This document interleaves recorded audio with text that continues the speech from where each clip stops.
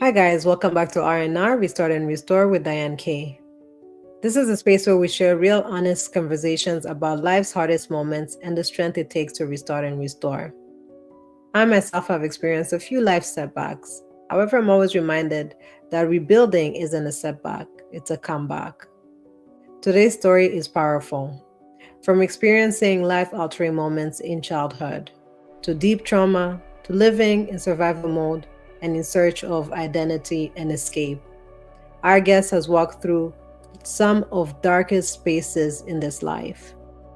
However, through it all, something changed. This is a story of transformation, faith, and finding purpose after pain. Let's get into it. Welcome to R&R. How are you? I'm doing good. Excited to be here. So honored that you asked me to be here. And yeah, I'm just excited to get into it. No, I am honored. I'm honored. I want to first give you the space to introduce yourself, your names, and then we can tell the people how we know each other because you're introducing yourself to the people. You are no stranger to me. So go ahead. Absolutely. So my name is Nakita. I was born and raised right here in Ottawa, Canada. I'm a wife, I'm a mother, I'm a mortgage agent. I just recently published my second devotional book called The Woman at the Well. But before I'm any of those things, I always say that I am God's daughter first. I'm God's child Mm. first. And for me, that's where everything flows from. That identity shapes how I live before the titles, before the responsibilities, before any accomplishments, before what anyone knows me for. I'm a child of God, and everything I carry in this life comes after that. On a more personal level, I can be social and outgoing, but I really just value being at home. I enjoy being present with my family, with my kids, and just spending intentional time with them. And that's it in a nutshell. Amazing. Well, I want to let the people know that we've known each other, I think, since maybe 14 years old. Yeah. um in junior high school. Yeah. I don't know if you went 13. to. Yes, so we've known each other since junior high school. We've been friends, but if we are honest, I don't think we were genuinely friends when we were in school Mm-mm. because we were living two separate worlds. And that's what we're Yeah. going to be tapping Yeah. into this podcast. I got to know, we've gotten so much closer Yeah. as we've grown, and our lives has brought us back together, which I love. And however, I've watched a video that you published, and that video allowed me to get to know a lot of why, one, we weren't close, the worlds we were living, but it got me to know you in a different light. And so I'm so excited to have you here so you can share your story, because honestly, you're the true definition of restart and restore. I couldn't have anybody else better here to tell a story like yours. What we're going to do, we're going to Oh, start off first into your childhood. Let's start with, I know you in young, but your childhood, how you grew up. Tell us just a bit about that. for sure. So I would say for the most part, growing up, my life was fairly normal. I was in school, I ran track. A lot of people don't know that. But I ran track. There were after school programs, there was church, and home just always feeling like a safe place for me. There was always peace at home. There were big holiday celebrations. Family devotions were a regular thing, regular part of our routine, even if I didn't appreciate it at the time. Like literally, I would roll my eyes every time my mom like called us, like, "Hey, it's time to get together for prayer. It's time to get together to read the Bible." But today, of course, I'm grateful for that foundation. And for some, this may all sound like a dream childhood, and in many ways, I guess it was, but two things can exist at the same time. While there was a sense of peace and stability in our home, there were also struggles within myself, which we'll get more into afterward. But things that I didn't really speak about. We also lived in community housing for a time. And again, although our home for myself was stable and always felt so full, the environment around us exposed us to things, early. We saw struggle, we saw broken families, we saw addiction, survival mindsets, we saw lack. You saw people just trying to get by. You see and witness a lot in community housing. I had a friend at that time actually who lived right across from us. She would be at my house almost every single day. And it wasn't until later on when we became adults and we reconnected, she told me she came to my house, a lot of the times, number one, because she always felt a sense of peace, but also because she didn't have food at home. Like if she Mm, was at home, she wouldn't eat. So the only time she really ate was whenever she was at our house. So that's just kind of the surroundings that we lived in. I was also raised by a single mother, and I say that with deep gratitude because she carried a lot and she did it with resilience, but that doesn't that doesn't mean it didn't leave gaps within myself or that it was easy for her. I think um, people often romanticize the strength of a single mother, mm, um, and then they do that, and then they overlook the cost, the exhaustion, the pressure, and like the reality that one person is carrying two roles. They're doing two jobs. So yeah, she was never meant to carry that alone. So yes, she's strong, she's resilient, but that doesn't mean that it wasn't tough for her and for us at times. My dad left when I was about 2 years old, and that kind of absence marks a child. You have questions like, where is he? What happened? Why isn't he here? And those thoughts don't just go away. They start to shape how you see yourself, how you attach to people, how you interpret love. So while my upbringing gave me faith and good memories, there were still questions because that awareness that my biological dad wasn't there doesn't just disappear. So to wrap up my answer, when I look back on my childhood, I see a mother who stood in the gap for her children and did everything she could to give us a sense of like normalcy and stability and safety. But I also see a God who was forming a foundation of faith in me before I appreciated it, and before I recognized that he was setting a foundation that would later carry me. and how many children were you guys? Are you guys? So it was myself, I'm the eldest, and then my sister, who and then my brother, who also has his own challenges. So like he Right. was Now, diagnosed. He wasn't diagnosed, but he has like developmental issues. So that was another challenge for my mom growing up. so let's touch into, and you all share the same father and mother out of the three. No, so just my sister and I. So my sister and I, same mother, same father, and then my brother, same mother, different father. Okay. Now your father leaves at 2 years old, you said. Yeah, around two. Yeah. So you have zero memories of him up until when you do reunite at some point in life. Yeah, so I the only thing I had were pictures of him holding me as a baby, um, and then some of the stuff that my mom would share when we asked her. So that And was if it. what's your background originally, like your national, well, your ethnicity? Yeah, so I was born here, but my dad, he's Ethiopian, and then my mom is from St. Vincent. So two completely different sides of the world.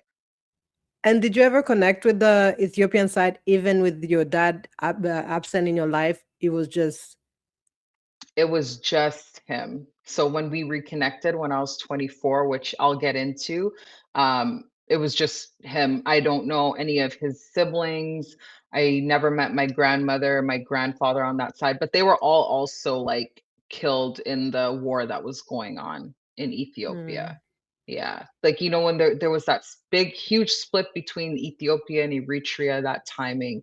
So, yeah, there was a lot going on there. And yeah, unfortunately, a lot of my family members were taken out during the war. No, so sorry to hear that. Now, if you could just take us, I know you gave us a synopsis of your childhood, but at the same time, that's kind of when you started getting affected and life started looking differently for you. At what point did you, what they would say, a bad kid? At what point did you become that? What triggered it in your life that changed, obviously, from what you were, an innocent girl, Mhm. into what led into the next few years of your life? For sure. So, as I got older, I think identity and insecurity became two of the biggest struggles in my life. I didn't have a solid sense of who I was. I didn't have any clear standards for myself as a young girl. And when you don't know who you are, you get shaped by whatever and whoever's around you, because Mm, something in you's always searching for definition and trying to answer that internal question of who are you and why are you here. So, because of my dad's absence, I would say that that opened up the door for, identity and insecurity issues, and also fear of rejection showed up in a lot of mm, my relationships with the people around me. I had a hard time just fully opening up to people and expressing myself. I would rather keep it in than risk feeling hurt, risk feeling rejected or misunderstood.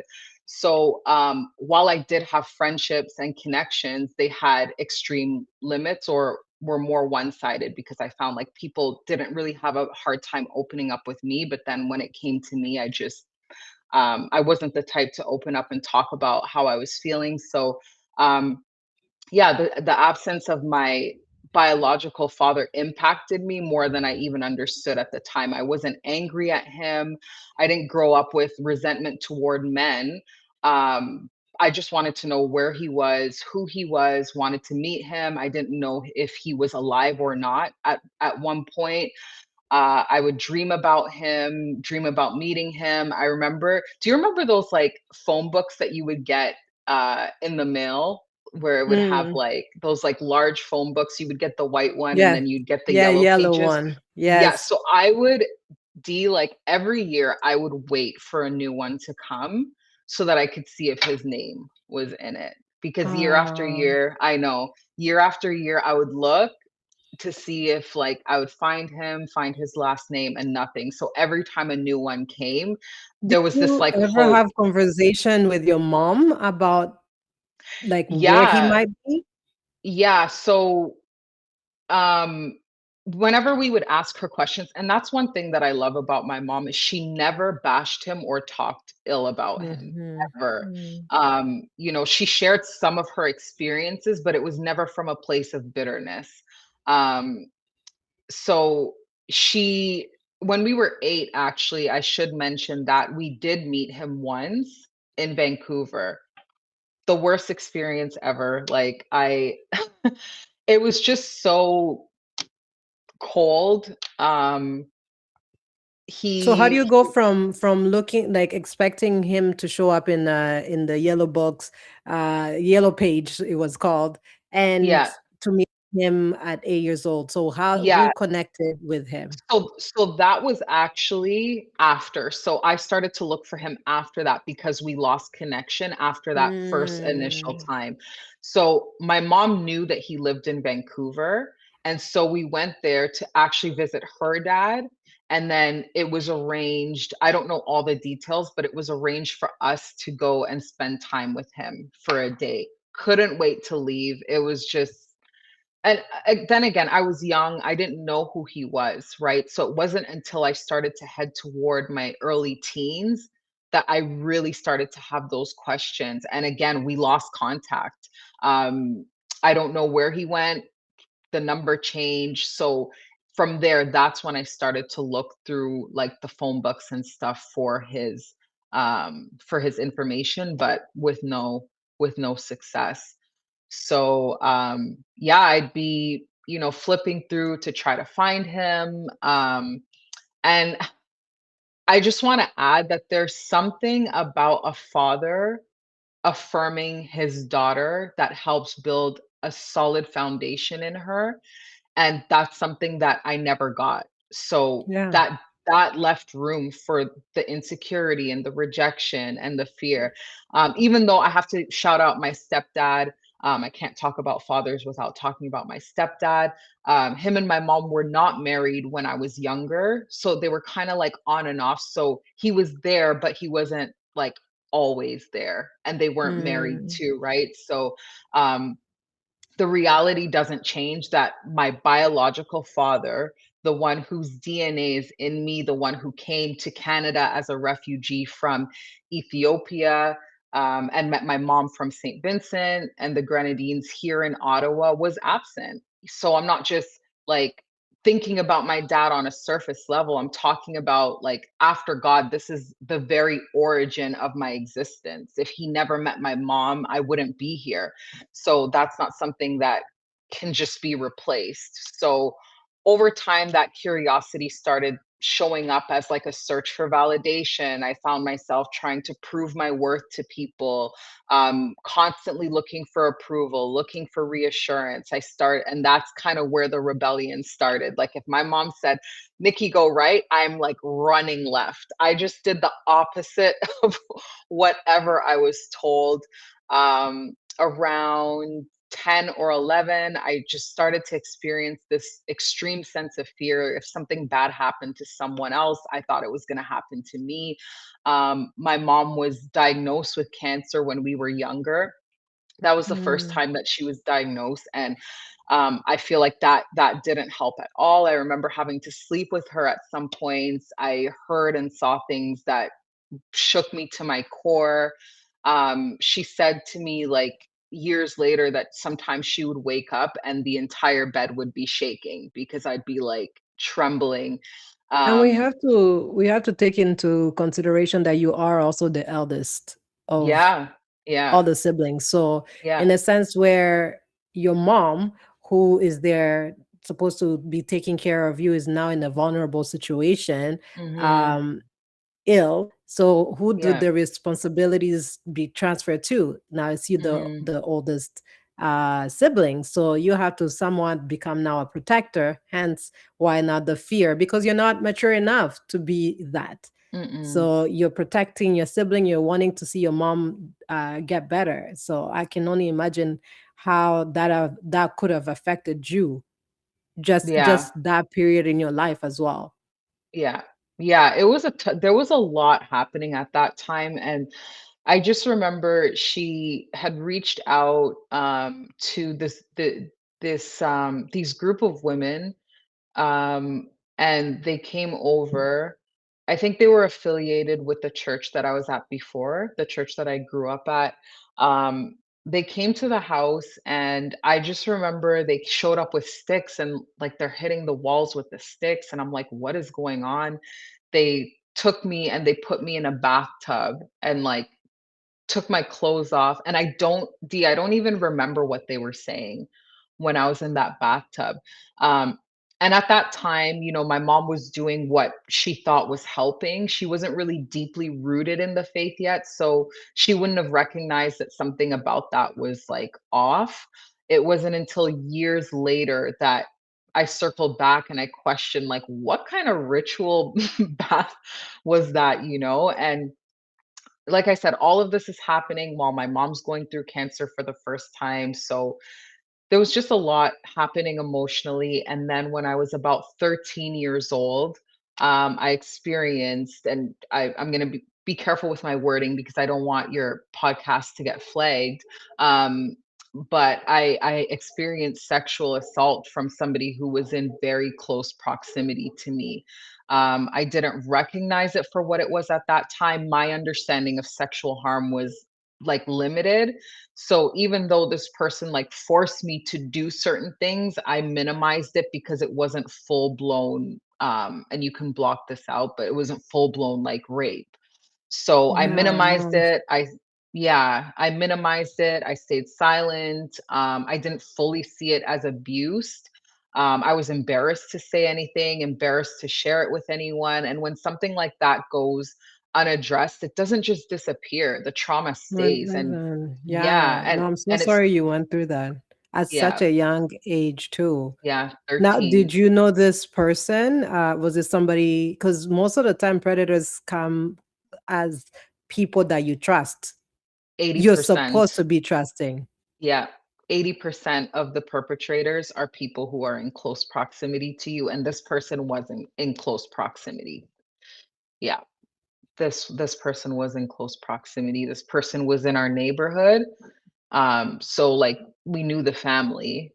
Um, and that's And you what say kind of gave you just said that you didn't feel comfortable sharing it. Was it mm-mm. because most people that are sexually assaulted, if they end up feeling like it was their fault, it was you allowed it, so the Yeah. shame that might come with it. hmm So I never felt that was one thing that I'm thankful I never felt. I never felt that it Yeah. was my fault. Um, I I kinda, like, despise this person for doing that afterward, um, but I would say that the reason why I felt embarrassed is because, I think just explaining it was embarrassing, right? Like, explaining anything that had to do with, like, sexuality for me, Hmm. I just felt like it'd be embarrassing to talk about. Um, and also, like I said, my understanding was very limited. So I was like, well, what do I say? What do I say? Um, so yeah, I don't know if that answers your Yeah, no, question. no, it does. No, it does. Now, how does this affect you? Because we have to take into consideration that your father is not present. Now, Mhm. you have been sexually assaulted. How does Mhm. this affect your relationships with men? Because this has had to do something to you in as you matured. Mhm. So I would say I more internalized what happened. Like I didn't project it on other men. It affected my sense of self-worth, how I trusted just people in general. Um, Hmm. and what I began to tolerate. So never once did I ever think that all men are the same. All men are, abusers and take advantage of women and girl. Like I never thought that. Hmm. But what it did impact was how I saw myself, my sense of self-worth. Because I'm like, why did that person choose to do that to me? Like, Hmm. why did he look at me and say like, okay, she's somebody that I'm going to violate and take advantage of? So I internalized it. And like I said, I didn't blame myself, but I did ask like, why me? Like why would that person choose to do something like that to me? And when something when something sacred is violated, especially at that age, like you were saying, at such a young age, you're not even equipped with the tools to restore that sense of like value or fully understand what was taken from you. This person violated something that was valuable and sacred. Our bodies aren't just physical, they carry identity, they carry trust, they carry vulnerability and connection. So when access like that is taken in the wrong way, it doesn't like stay confined in that moment. It affects how I saw myself, how I trusted people, and even just how you show up in future relationships. So Of um, course, and I can only yeah, imagine, especially if you're not also talking about it. It's no, something that you are not allowing an adult to guide you through hmm and help you have some sort of restoration in that aspect. Now, exactly. as then as you grow a little older, Mhm. in the later teenage years, how was that like for you? So by about age 17, 16, going on 17, I would say, my life started to reflect that internal chaos. I started smoking, drinking, sneaking into clubs, putting myself in environments that I had no business being in, just a completely misguided teen. I got connected through a friend to a drug dealer, and I became like a runner girl or a middle girl for that person. So I'm like this young girl, and I'm like very tiny at that time, meeting like drug addicts by myself, supplying other dealers, seeing large amounts of money, not just like tens of thousands. This was not on a small scale. This was not a small scale operation. Um, so it pulled me into this world that escalates very quickly, where things can shift like any second. So, like I Mhm. said, I'm out, I'm meeting these people, I'm meeting these drug dealers. I remember one time I I walked up to this like big black SUV, and there's like six guys, six And guys how in the old are you at SUV. this point? At this point I was turning 18, so I was 17 years old. Oh. Um yeah, and it's like anything could have happened to me in that moment, but I wasn't scared. I just did what I had to do. Um, and eventually And are that you still lifestyle, living at home while this is happening? I was still living at home while that was happening. So, eventually that lifestyle caught up to me, and there was this home invasion at my mom's house. It was just myself and my sister there at the time. And I remember waking up, and there was a man literally standing over me with a gun to my head. And you know how they say fight or flight, like in moments like that, you either fight or you flight. I just froze. Like my body became paralyzed for a good, like, I would say 30 seconds, and I'm just staring at this guy. He's saying something to me. I don't even know what he's saying because he has a mask on. And then right away, that's when, that fight or flight kicked in, and I just started trying to like fight him and move him away from me. I'm trying to like push the gun away from my face, and then I remember he like took me by the shirt, and the only thing I can think of in my head was, I pray to God my family's not in the house right now. I didn't know who was home because I'm just waking up.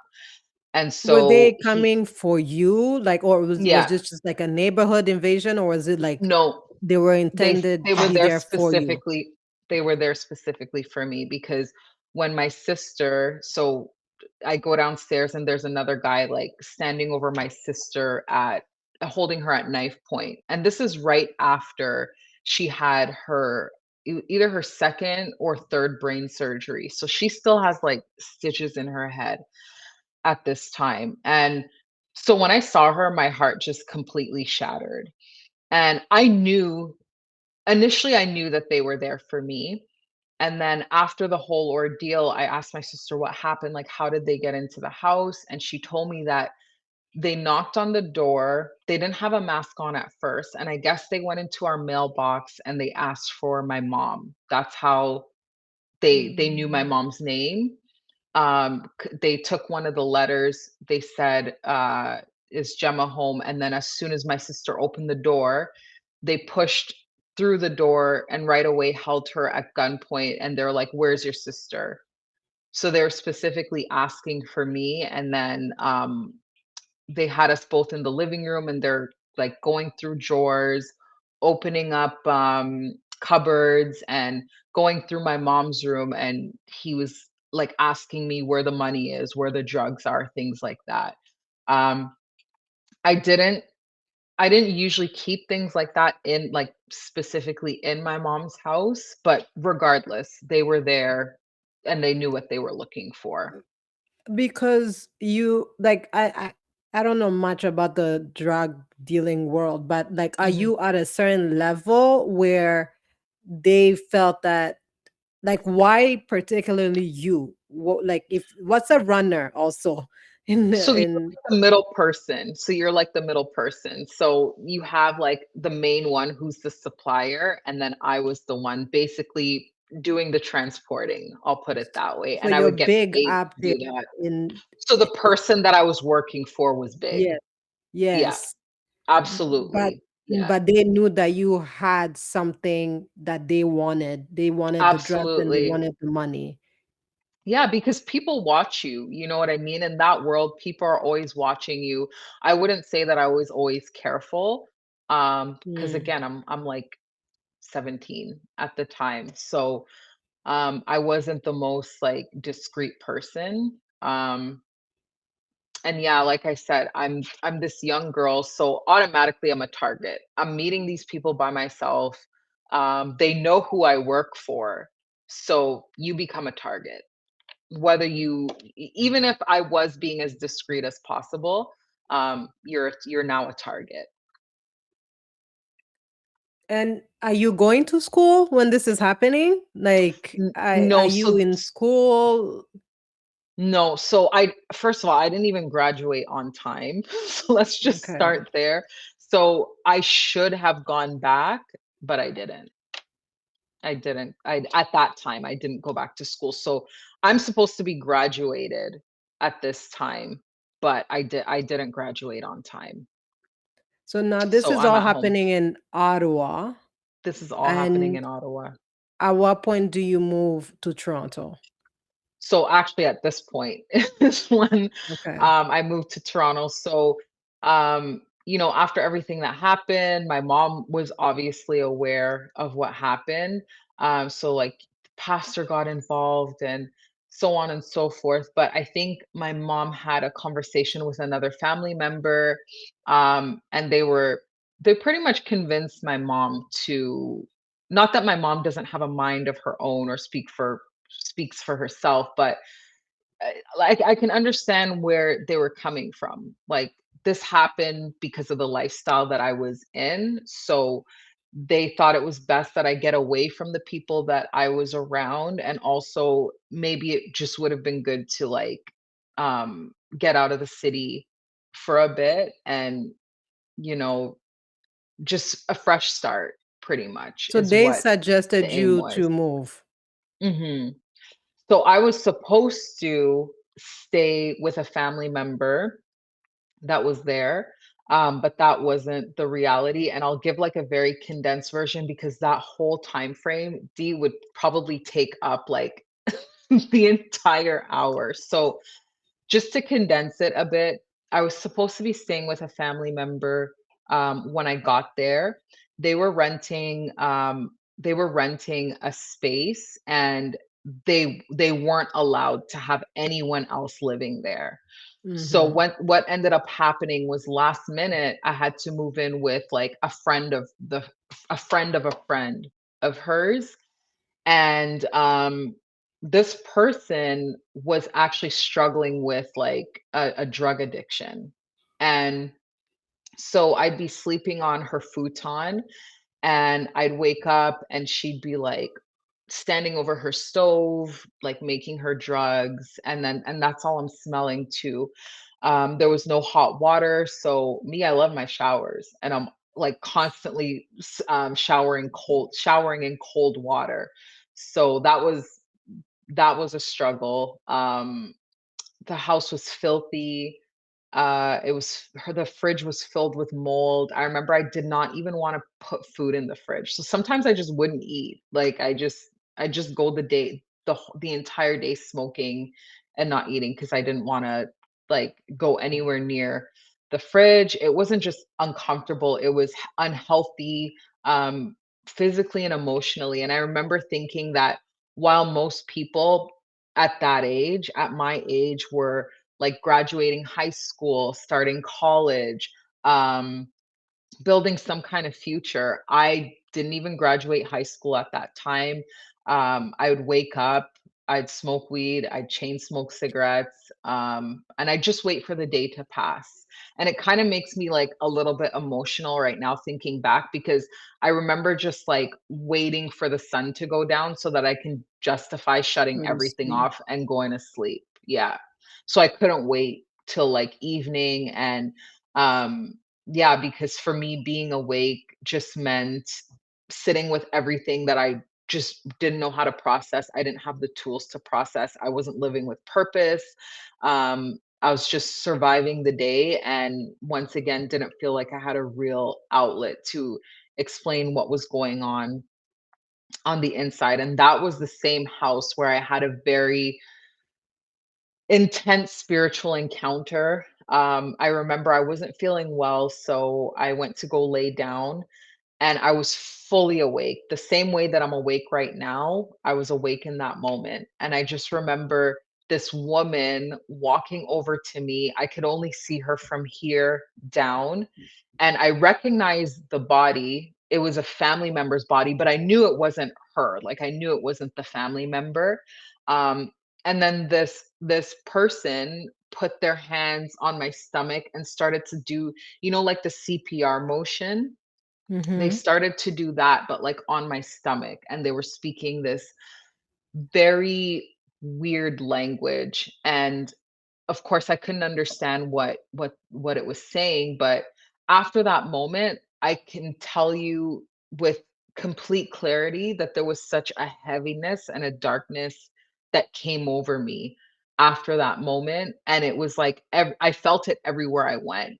I something in that moment definitely changed. I feel like even when my sister saw me after like a few months, she was like, "You just looked gray, like you looked almost dead, pretty much." Um, Wait, so so the eventually spiritual Mhm, encounter was mhm. demonic then? Oh, Like, 100%, 100%. There was nothing like there was no Holy Spirit in that encounter. oh This my this was God. this was So completely there was like a demonic. transfer of energy. Something, yeah. Yeah. Whatever that entity was, whatever spirit it was representing, imparted something in me in that moment to Yeah. the point where I just went, like, stone cold. Like, at that point, there was no limits. Because at least before I mean, yeah, like, I was doing the whole drug thing, the whole fraud thing, but somewhere in my mind, I was like, "Okay, like, I can't." There was still some form of a limit. With this, I'm like, "I'm gonna do whatever I need to do to, like, get fast money," and I didn't care. I just stopped caring after that. So eventually my mom arranged for me to stay at a friend's house. Um, and things were a lot more stable there. I was still completely out of control. I was disrespectful, not necessarily to her face, but she had a young daughter there, and I would just walk in like drunk, high, whatever time I wanted.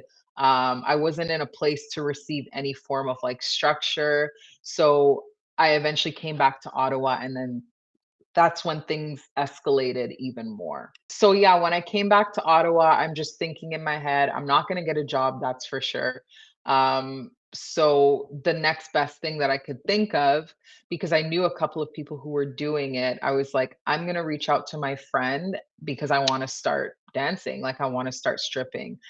And I remember we showed up to the strip club and I mean, I didn't think that they were going to interview me or anything, but all they did was ask me for ID to make sure I was above 18, gave them the ID, took a look, and they're like, "All right, go ahead." And that was it. No questions asked, no care of like where I'm coming from, nothing. Like they Well, just that world is not meant to be building you, so they ex- will take you as you exactly, are.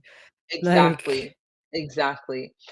Um, but yeah, strip clubs, they're nothing like what's shown on television or TV, okay. music videos, whatever. Like I find, I mean, of course, it's glamorized on the surface, but behind that, it's dark. It's a completely broken world. There's trafficking, there's girls overdosing, there's girls disappearing.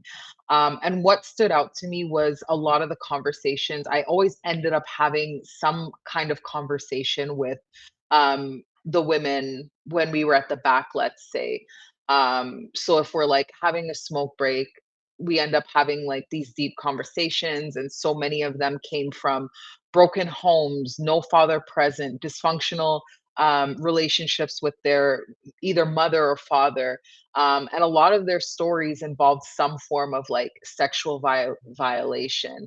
And like I was saying before, like when something so sacred is broken early on, it distorts how you see your body and your value and what you tolerate. And it can push you into environments that reinforce that brokenness instead of healing it. Um, During that time, I met a guy while I was working there, and like he introduced me to this drug called MDMA. So Mm. it's basically a party drug, and it gives you, you know, it definitely gives you a high, but it takes such a serious toll on your body and on your mind. And you know, people used it as a party drug on the weekends. I started using it every single day, and I dropped from I'll just say I dropped 20 pounds within a month, and I could, like, barely recognize myself.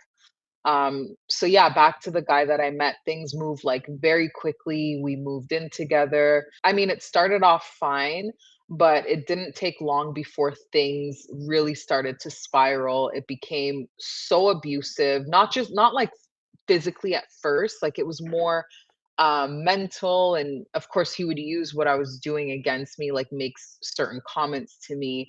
I remember the first time he put his hands on me, I let it go. And I remember telling him, I said, I'm going to be the bigger person this time. If you hit me again, I'm going to defend myself. um And are it you has still stripping at this I, point? You're I still stripping, and now you're on MDMA, MDMA, surviving. yeah. Yep, surviving. I remember at one point we had to move to Toronto because he had this whole immigration case going on. So we were like hiding out in Toronto for a bit, and the clubs there are just different. Like the clubs in Toronto are insane. So you And were you were stripping also in Toronto, so you would go between I Ottawa and was. Toronto and dance there? Yeah, so well, I wouldn't go between, but whenever we were living in Toronto, because I had moved back to Toronto, but with Okay. him, Mhm. and I was dancing there as Okay. well. Yeah. And yeah, I just it was probably one of the lowest times of my life when we were living there. Um, so yeah, like the fighting just got very physical. I started fighting back, and I'm not ever condoning violence. Please, if anyone's in that type of relationship, leave. Um, but at the time, I didn't understand that I did not deserve that. Yeah. So yeah, and it goes back to like the insecurity and Yeah. and the lack of identity. So, yeah, I stayed, but I also wasn't going to allow myself to be repeatedly harmed without defending myself. There was a time where he literally had his hands around my throat. There was one time he slammed my face into the ground, and my nose just wouldn't stop bleeding. And from there, every argument just kept getting worse. Neighbors would call the police. I just hated my life at that point. Um, And are during you that period. looking to for refuge, looking to leave the relationship, looking to like, are you looking for any kind of help to get out of this world at this point? No, not at that particular point. I hadn't really reached my breaking point, um, yet. Mm. During that time, I also had my first abortion with him. Um, and yeah, like even years later, your mind naturally goes back to that. You think about how old they would be, what they would look like, what your life may have looked like, what your life may have been. And I think there was this one final blowout I remember. And at that point, that's when I started to feel everything collapsing. We had actually moved back to Ottawa. Um, and I think, yeah, it was that one fight that we had that everything started collapsing. I started to feel the weight of like the unhealed pain that I was carrying. I started to feel the weight of all the destructive choices I was making, years of things that I suppressed instead of actually dealing with. I remember visiting. I remember visiting my former church because I was just so desperate, and there was this girl that looked at me, and she looked so scared, and then she grabbed one of the leaders that were there, and they brought me over afterwards, and they were like, so she basically saw like two dark figures, one standing on my right side and one standing on my left side, about 9 feet tall, and she said they were standing beside me like bodyguards, like they were like Mm, assigned to keep watch of me and basically, control what I did. And at that time, like, yeah, it sounds extreme, but looking back, I understand that she was seeing the very entities that were controlling my life. yeah. um so I just woke up every day feeling numb, feeling depressed, unfulfilled. um and the first thing that I would reach for in the morning was like a blunt just to kind of like numb how I was feeling.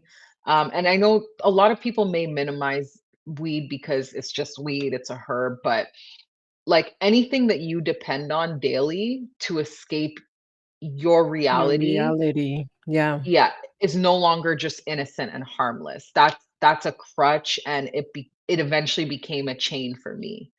So, yeah, I'm in the strip clubs, just to wrap up, not operating from like confidence or a healthy identity. Strip clubs can make it look like women are confident, but it's all surface level. True confidence, reflects in how you value your body. No woman, no man who's truly secure in who they are would consistently put themselves in an environment where they're reduced to that kind of attention regardless of how the person looks.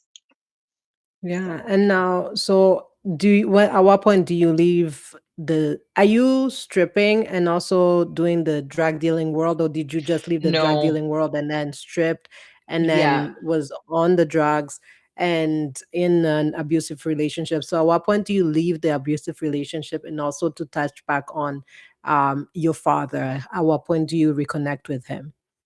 Yeah, so the, um the drug world, I when I moved to Toronto the first time, I had stopped, like, I lost all connection with, the people that I was working for. Um, Okay.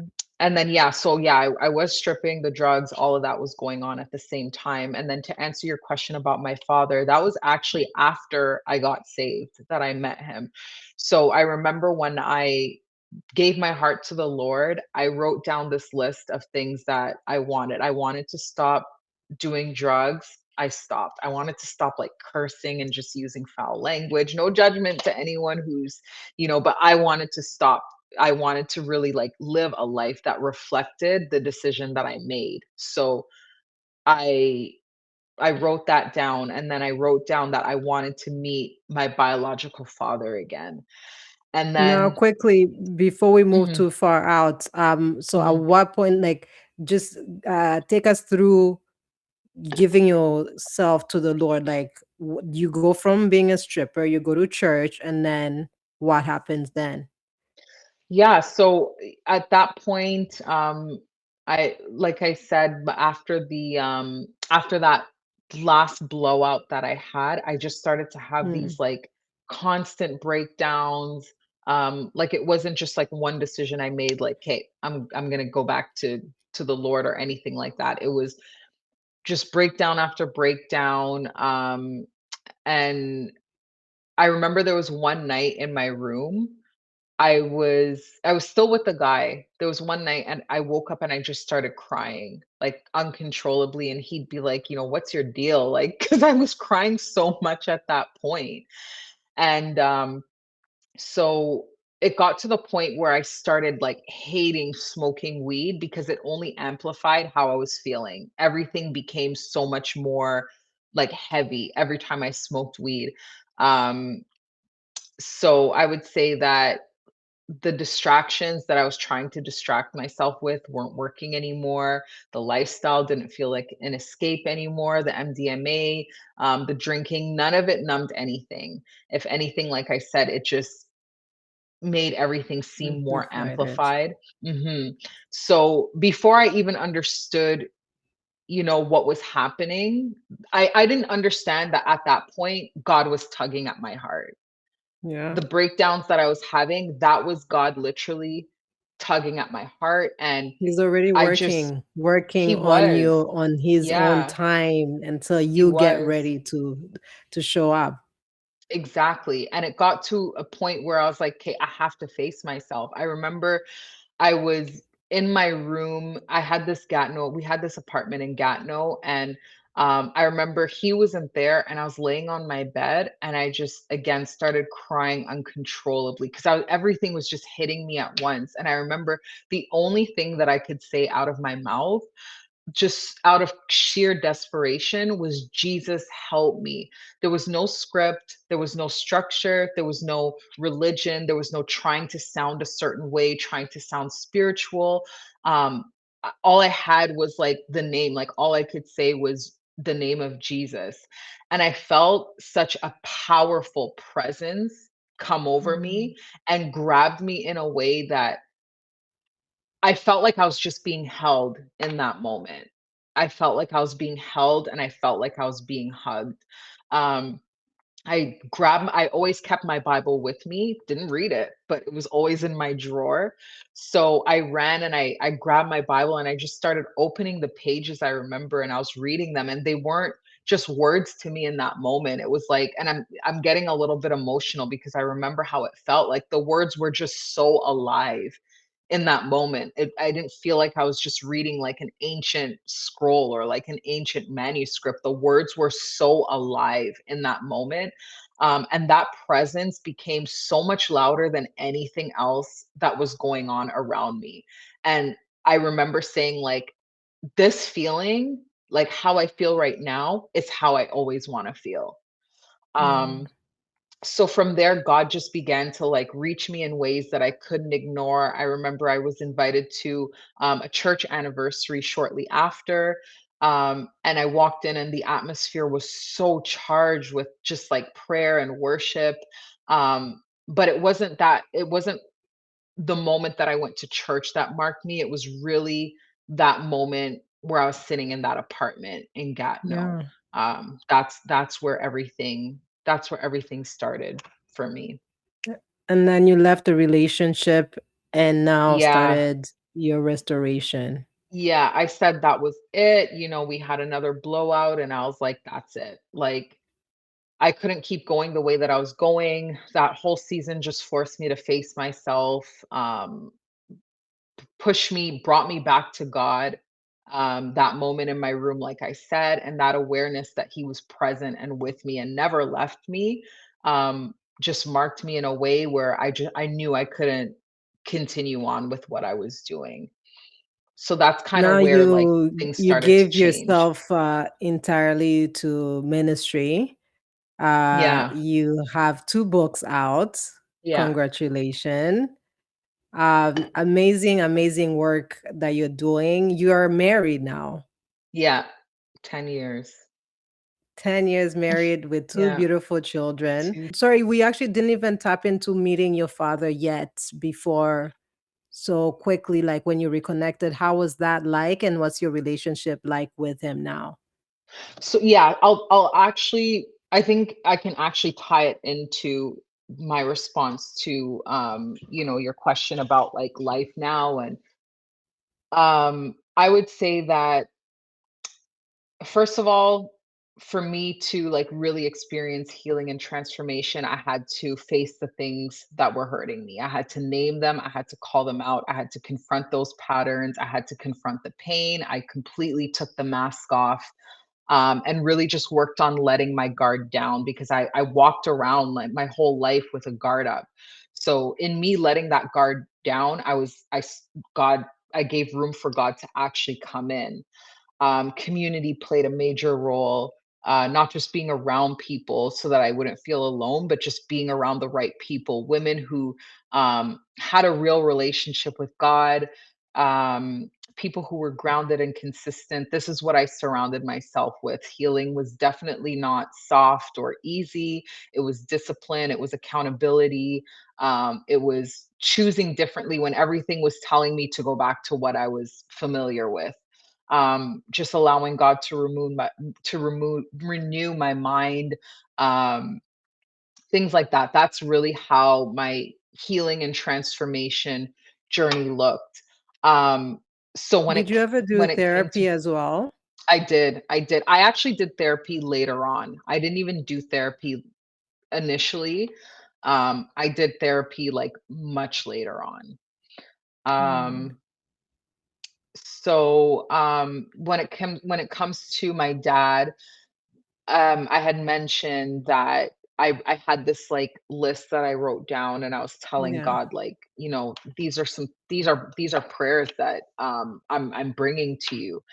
And so I remember one night I was 24 years old, and I'm there, I'm like sitting on my couch, it's 2 o'clock in the morning, and I just had this like prompting to go and look him up on Facebook.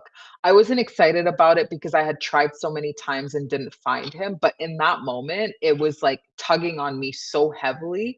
I was like, okay, whatever. I went, turned on the computer, and I looked him up, and the first name that came up was his picture.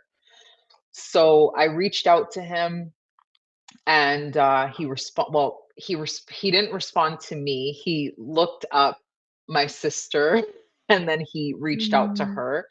He It was in an effort to make it look like he was the one that found us. That's a whole different story. It's all good. I was just happy I found him. And then, yeah, from there, we spoke all the time. I went to go meet him. Of course, like that in and of itself was an emotional experience for me. I didn't really cry in front of him. I found out that I had four other siblings mm, that I didn't know about. I met two out of the four. And yeah, we stayed in contact like every week. He would message us, send us cards for our birthday. It was like that for about maybe 12, 13 years or so. And then in 2024, um, so there was a question that I always wanted to ask him that I held off from asking him because I felt like if I did, it was going to push him away. So for years, I didn't ask him this question. At the beginning of 2024, um, I asked him what I wanted to ask him, and then he blocked us. Like, he blocked, me and my sister, and, oh, I mean, I was taken back. I was taken back because when we met him, there was no grudges, there was complete forgiveness, and we just received him with arms open, with grace and openness. But I was okay at that time because I recognized that from the beginning, he never had the capacity to fully step into the role of a father. And that mm, came from his own unhealed wounds. He had a lot of unhealed wounds coming from Ethiopia as a refugee and um, losing his parents. So it allowed knowing his story allowed me to release like any expectations that I had of him. I didn't internalize him blocking us as I would have before. I didn't internalize that as my worth or something that I needed to fix within myself. I didn't allow it to draw me into that place of feeling rejected. So to me, that what took place in 2024, him blocking us, actually confirmed the work that God did in me. Because if you're this was healed I was without, healed. yeah, because I that could didn't have need him. easily triggered that little girl in you. Exactly. So that's Did how I you knew I was healed. did you wanna elaborate, and we don't have to. Did you wanna Mhm. elaborate on the question that you had for him? Yeah, so I I'll say it because I pretty much already said it. I wanted to know why he didn't respond to my message when I reached out to him initially. But Mm. instead he messaged my sister, like, Mm. in an effort to make it look like he was the one that found us, and he ran with that narrative, like and I allowed it because I was just happy that we met him. So my question was more like, why did you find it hard to accept the fact that I was the one that was looking for you and found you? Not even to like hold it as a grudge or anything, but I just wanted to know, and I wanted to know that from the beginning of the when the relationship started. But I was like, if I ask him, I feel like it's gonna push him away. So I Because you I knew the held off. answer already, and Yeah. that would be you confronting him, and Mhm. he wasn't ready to be confronted. So No. again, No. not your fault. Definitely not your fault No. because you are the child. It doesn't matter how old you are. At this point in 2024, you are still the child in this Yeah, relationship, and that's one thing exactly. I notice a lot of time with parents. We forget that you do owe an explanation to your child, You and do. they are allowed to ask these questions. And I'm sorry Yeah. that again, yet again, he abandons you, but what we are grateful for is that you have done the work, you have healed, Yeah. and Yeah. you are strong on your own Yeah. after all that you've gone through. But now, in closing, just wanted to have you um, say, what would you tell little Nikita? What would be something you would say to her? I would tell her, and I remember I've actually said this before, that you never have to audition your way into anyone's life. And I say that Mm. because I was somebody who was felt like I was constantly performing for validation. I would tell her that my sense of worth and my sense of identity doesn't depend on people. It relies solely on the finished work of the cross. My identity relies on what God says about me in his word. I would tell her that she's loved, she's seen, she's chosen, because those were the things that I didn't feel at that time. So yeah, that's what I would tell. That's what I would tell my Mm, younger self. that's beautiful. And quickly, just tell us about your book that you've just released. Yes. So, I just released a 10-day devotional book called The Woman at the Well. And this story is basically a moment in scripture, a moment in John 4, where Jesus meets this woman in the middle of her daily routines, just doing what she does every day. And why it's significant that he's speaking to her is because during that time, the Jewish culture, which is where Jesus is from, and the Samaritan cultures did not speak. The Jews saw the Samaritan people as unfilthy, as impure. And so the fact that Jesus was speaking to her, he's crossing cultural lines. He's crossing gender lines, and he's speaking directly into this woman's life and brings up the fact that she's been in multiple relationships, not to expose or shame her, but to A, show her that he sees her, but then B, because he wants to heal her. So she's there and she's collecting her water, and like I said, just going through her daily routines. And he exposes a deeper thirst in her. So she's there collecting water, and he's telling her what you actually need is deeper than that. What you need is living water, and living water is something that only Jesus can offer. So um, I wrote it because it speaks to me in a personal way, because I feel like that's exactly how Jesus met me. Um, the story connects to me in ways because I was searching, I was trying to fill something that I couldn't do on my own. And then Jesus shows up, and he shows up in a way that um, he showed up to me in a way that I could just never turn away from him. I can never turn my back on him again. And that's what this book is about: being fully known, no false pretenses, being fully seen, and being met with truth and an invitation to something better.